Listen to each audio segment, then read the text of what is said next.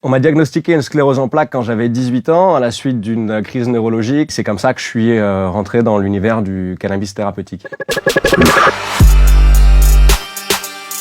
Je suis passé d'une ancienne consommation récréative que j'ai complètement arrêtée à évoluer en consommant du cannabis quand je suis trop fatigué ou quand j'ai trop mal. Aujourd'hui en France, il n'y a pas de produits disponibles légalement. On se retrouve avec des produits qui viennent de l'étranger et sans forcément de contrôle qualité et de traçabilité. Donc en définitive, on peut toujours pas dire que les patients français aient accès à des préparations pharmaceutiques à base de cannabis qui soient d'une qualité pharmaceutique. Il y a des gens qui souffrent aujourd'hui, qui n'ont pas la possibilité d'acheter en pharmacie, dans le système de santé qui existe aujourd'hui en France, des fleurs de cannabis ou des extraits de cannabis. Moi, je me fournis tant bien que mal, là actuellement en Suisse sur de la fleur CBD et puis en France, comme tout le monde, de manière illégale pour des fleurs THC. Je me fournis aussi en Hollande, en pharmacie en Hollande, puisque j'ai une prescription médicale d'un médecin français qui me permet de récupérer de la fleur de cannabis en officine aux Pays-Bas. Aujourd'hui, il faut changer la loi